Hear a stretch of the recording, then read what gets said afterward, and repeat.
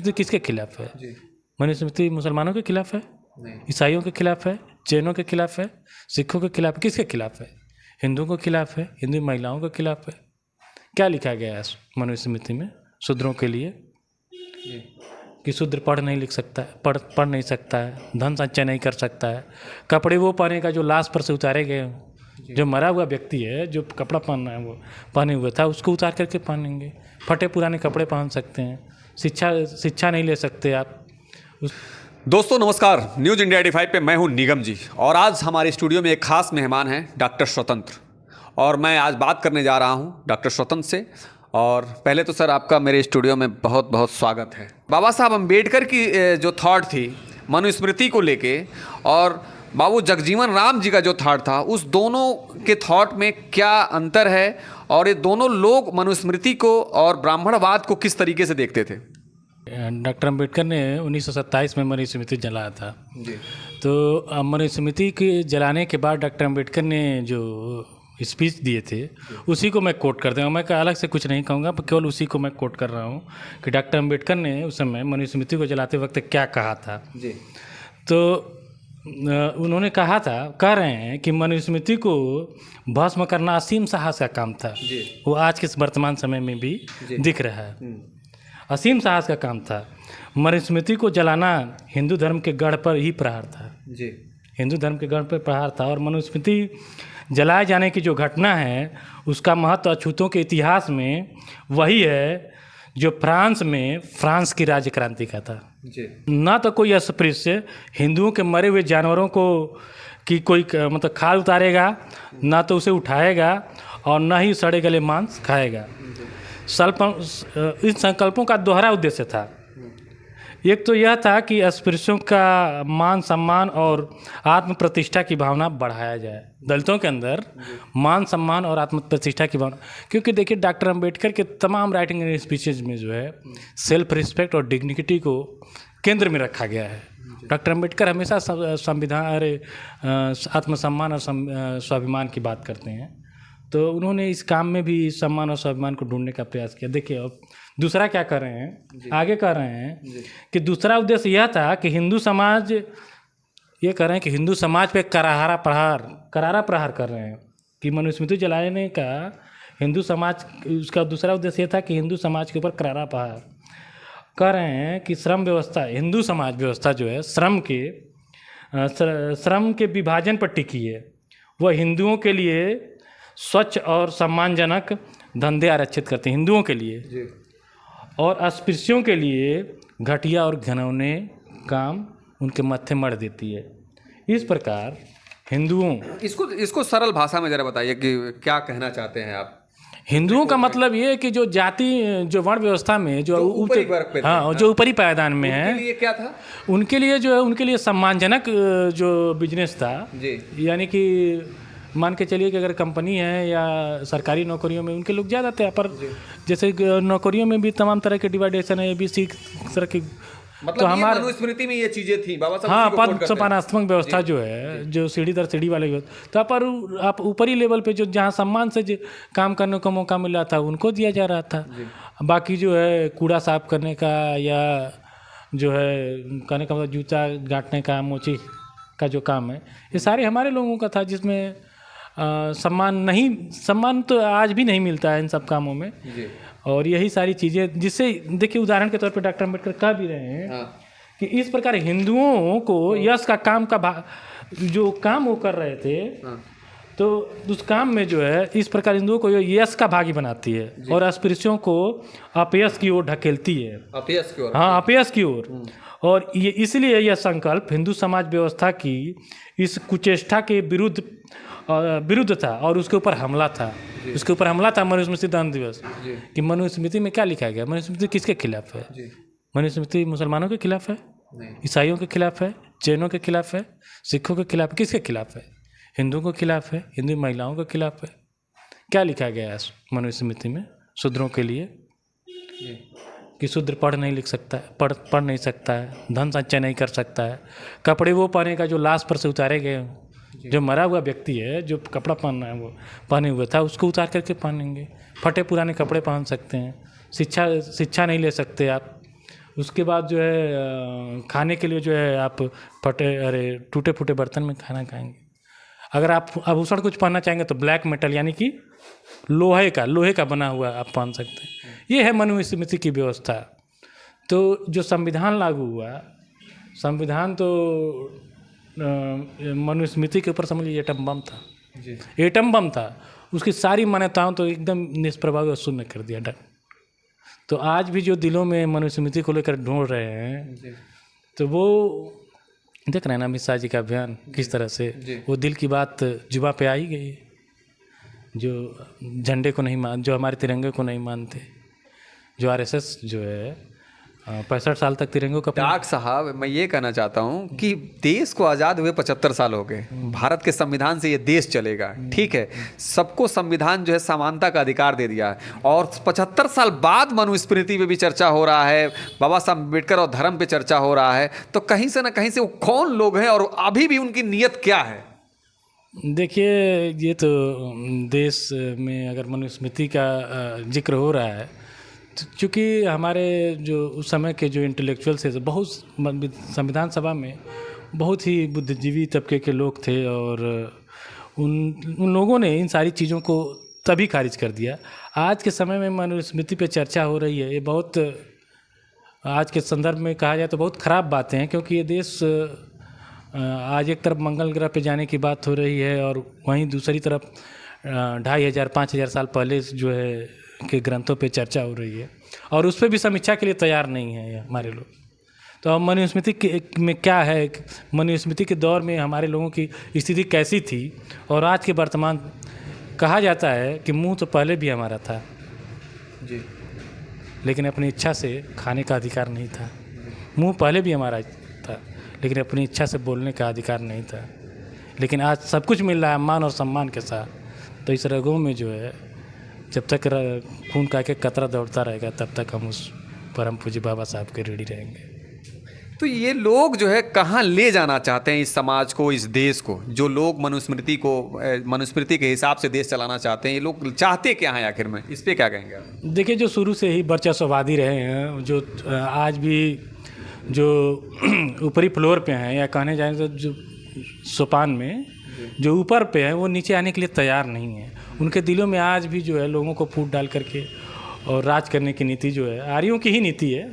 हालांकि अंग्रेज़ों की नीति थी, फिर उन्होंने आर्यों ने भी अपना लिया।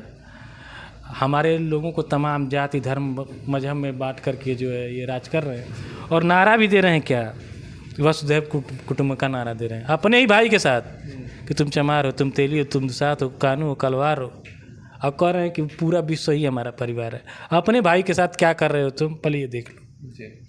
अपने ही भाई के साथ तमाम आप मंडल कमीशन की अब बात मैं बता दे रहा हूँ कि मंडल कमीशन जब लागू हुआ तो कौन थे मंडल कमीशन के विरोध में?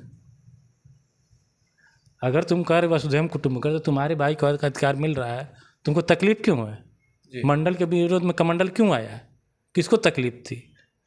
तो ये आरएसएस और जो है बीजेपी का पूरा इतिहास पढ़ा जाना चाहिए, समझना चाहिए। आज के हमारे दलित भाइयों को इस पर पूरी दिलचस्पी लेकर के इनके समझना चाहिए कि वाकई में क्या है आरएसएस और बीजेपी, क्या है मनुस्मृति और अम्बेडकरवाद।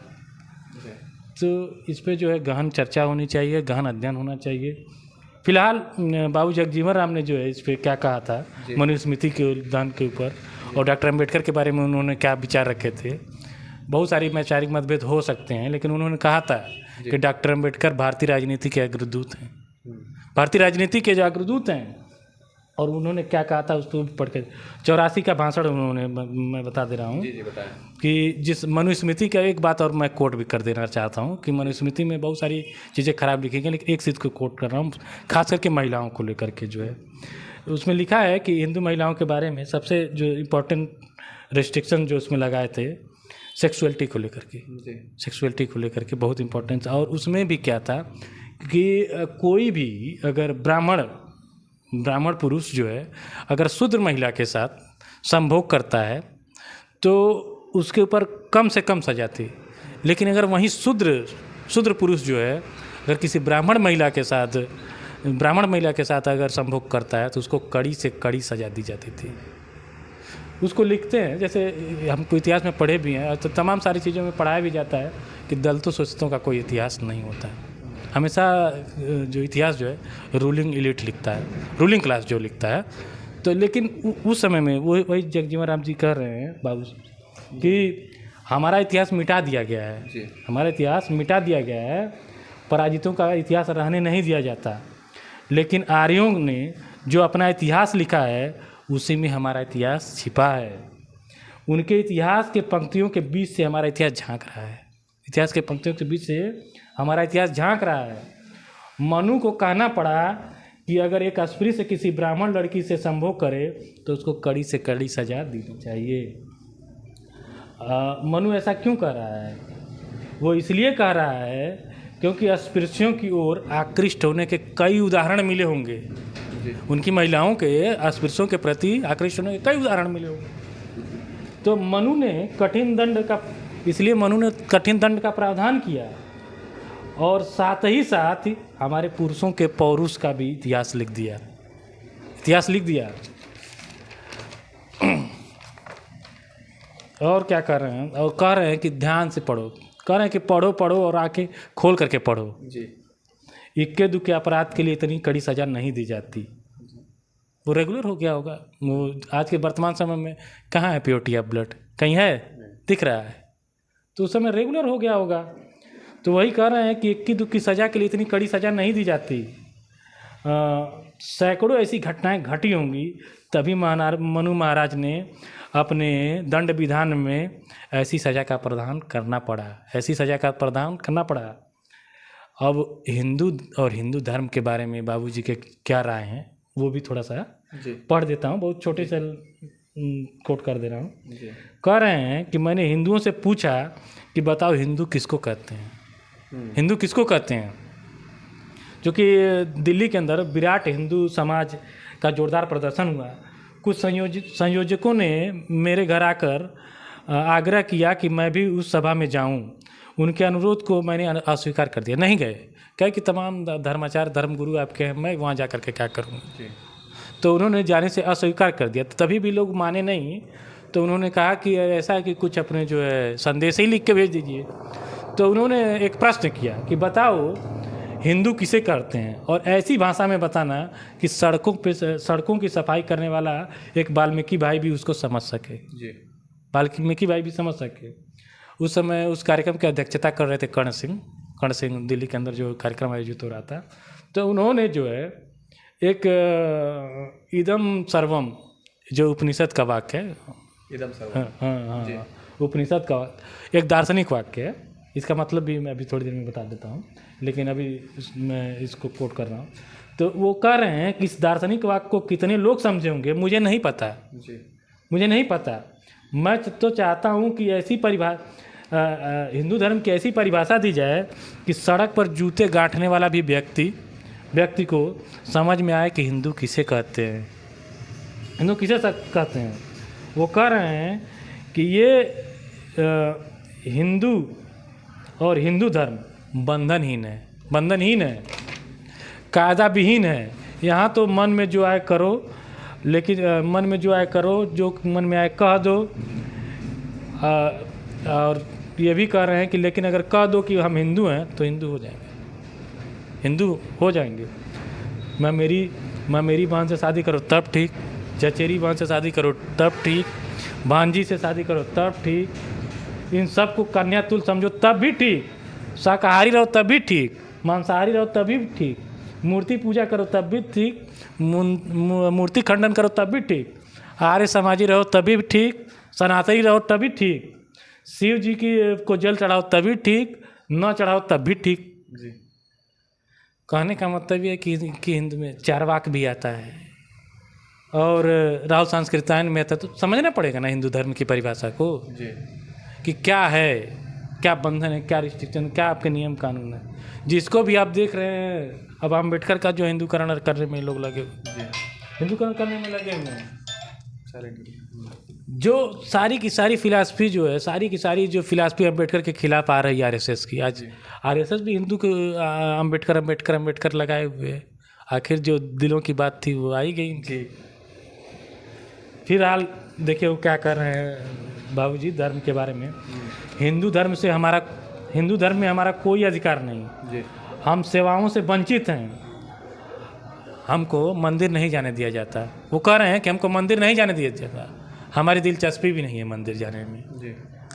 क्योंकि जो देवता हमारे मंदिर जाने से अपवित्र हो जाता है, ऐसे कमज़ोर देवता के पास जाने में क्या, ऐसे कमज़ोर देवता के पास जाने का क्या झमेला जी। जो हमारे जाने से ही अपवित्र हो जाए तो ऐसे देवता के पास जाने का क्या झमेला। हाँ, लेकिन काशी विश्वनाथ जी के मंदिर में प्रवेश हेतु सत्याग्रह किया गया था, तब मैंने जो है इस सत्याग्रह का समर्थन किया था। समर्थन मैंने इसलिए किया था क्योंकि मैं शंकर को अनार्य देवता मानता हूँ ना। आप जो है ब्राह्मण के मठों पे कब्जा कर ले रहे हैं, शंकर को भी अपना गुरु मान रहे हैं, शंकर के ऊपर भी कब्जा कर रहे हैं। शंकर तो अनार्य देवता हैं। तो वही कह रहे हैं कि शंकर जो है किस तरह की, देखिए आज के वर्तमान समय देखिए ये भाषण जो है आज ये एक कैबिनेट मिनिस्टर दे रहे हैं, कैबिनेट मिनिस्टर थे जो उस समय, तब ये भाषण उन्होंने दिया था। और आज के दलित नेताओं की स्थिति देख लीजिए आप, दलित नेताओं की स्थिति देख लीजिए कि आज जो है केवल परिवार सुधारक या एक तरह से कहा जाए तो भाजपा के पेड एजेंट के रूप में वो काम कर रहे हैं। समाज किस दिशा में जा रहा है, समाज के ऊपर लगातार शोषण, अत्याचार, जुल्म, जाति हो रहा है, लेकिन एक बार भी मुंह नहीं खोल रहा है। बहन जी जो है इतनी बड़ी अम्बेडकर की लीगेसी को क्लेम करने वाली है, उन केवल ट्वीट खेल रही हैं। ट्वीट खेलने से देश नहीं चलता है। सारा देश उम्मीद लगाए हुए कि हमारा नेतृत्व करने वाला कोई रोड पे आए, आपके लिए जान देने के लिए लोग तैयार हैं, लेकिन आप जो है पता नहीं किससे डरी हुई, ईडी से, सीबीआई से, क्या आपके मनों में चल रहा है। लेकिन एक उम्मीद के रूप में भाई चंद्रशेखर को भी लोग देख रहे हैं जी। तो दलित समाज को राजनीति से ऊपर उठ करके संगठन के ऊपर भी काम करना चाहिए। इस मतलब शंकर जैसे समदर्शी को भी आर्यों ने बंद कर रखा है, उस पर कब्जा कर लिया ना जी। वो हमारे देवता हैं। आज उस समय के इतिहास को उठा करके देख लीजिए, एक तो ब्राह्मणों के घरों में शंकर की मूर्ति नहीं लगती थी, लेकिन जब से धन उगाही होने लगी उसमें क्या कर रहे हैं कि शंकर की मूर्ति जो वेदों में क्या लिखा हुआ है, वेदों में लिखा हुआ है कि इंद्र की पूजा करें। तो इंद्र के कितने मंदिर हैं क्या मंदिर? ब्रह्मा के, विष्णु के। वो कह रहे हैं कि इनकी मूर्तियाँ इसलिए नहीं उगाई कि दुर्गा, काली, पार्वती की इसलिए मूर्तियाँ लगी तो वहाँ से धन उपार्जन हो। ईश्वर को पैसे की ज़रूरत है? पैसों की ज़रूरत किसको है? तो जिसको पैसे की ज़रूरत हो तो वो समझ रहा है ना कि किसकी मूर्ति लगानी है। तो उन्होंने सबको हाईजैक्ट कर लिया है। आज के समय में तमाम मठों को देख रहे हैं रंग करके दुर्गा, काली, पार्वती बनाया जा रहा है ना बौद्धिस्टों को, अरे बुद्ध की मूर्तियों को। तो सारा इतिहास आपको देखने को मिल रहा है। तो उसी तरह से शंकर को भी कब्जा किया गया। वही कह रहे हैं कि मैं विश्वनाथ मुक्त कराने जा रहा हूँ, जो काशी विश्वनाथ का मंदिर है, वो कह रहे हैं कि मैं विश्वनाथ जी को मुक्त कराने जा रहा हूँ। शंकर, आपने देखा कि हिंदू क्यों लिंग की पूजा करते हैं? उस समय देखिए जी, शंकर की लिंग की पूजा क्यों होती है उसका जिक्र भी कर रहे हैं। आर्य लोगों ने शंकर को अपने बराबर नहीं माना। तब शंकर ने सभी को परेशान कर दिया। वो ब्रह्मा, विष्णु, महेश थे, तो तब जाके ब्रह्मा विष्णु जो शंकर के पास पहुँचे कि हमें माफ़ कर दो। तब शंकर ने दर्प से कहा कि आओ हमारे लिंग की पूजा करो।